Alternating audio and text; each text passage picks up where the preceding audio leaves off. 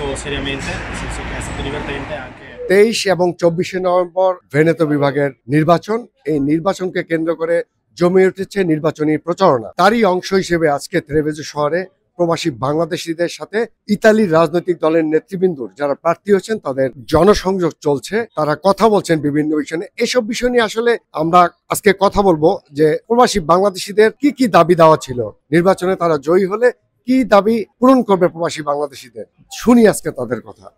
নতুন নির্বাচন হবে, সেই ক্ষেত্রে আমাদেরকে ওরা অনেক প্রতিশ্রুতি দিয়েছে, বিভিন্ন বিষয়ে কথাবার্তা বলছি, আমাদের অনেক সুযোগ সুবিধার কথা আমরা ওদেরকে বলছি, ওরা আমাদেরকে প্রতিশ্রুতি দিচ্ছে যে আমাদের এগুলো ওরা যত সম্ভব করার চেষ্টা করবে ইনশাআল্লাহ। 23-24 তারিখ ইতালিতে ভোট হবে, ভেনেতোতে ভোট হবে। তো আপনারা যারা ভেনেতোতে থাকেন আমাদের সাথে রক্ষো আর বান্দিয়ারা পারেন যেন আমাদের সমস্যাগুলা সব তুলে ধরা হয়। আমরা এতক্ষণ কথা বলছি একটা কবরস্থানের জন্য, যেন ভেনেতো ভাবে যারা মুসলমানরা বসবাস করে তাদের জন্য একটা আলাদা জায়গা করা হয়।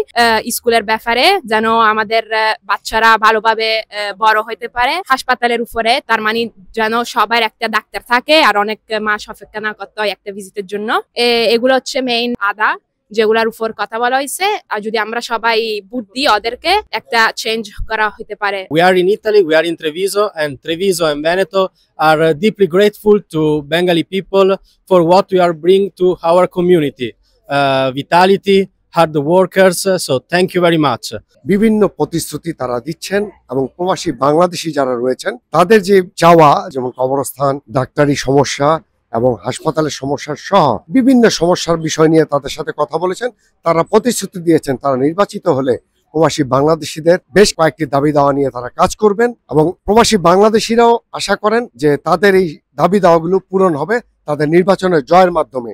আপনারা দেখতে পাচ্ছেন যে এখানে ইউনিটি পের মানিল দল থেকে তারা নির্বাচনে অংশ নিয়েছেন এবং তাদের নির্বাচনী প্রচারণাও কিন্তু চলছে এবং তারা কিন্তু এই যে আজকে প্রবাসী বাংলাদেশিদের নিয়ে এখানে প্রচারণা চালিয়ে যাচ্ছেন।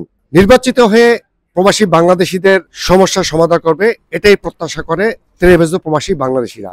জাকির হোসেন সুমন, ভয়েস বাংলা, ত্রেভেজো, ইতালি।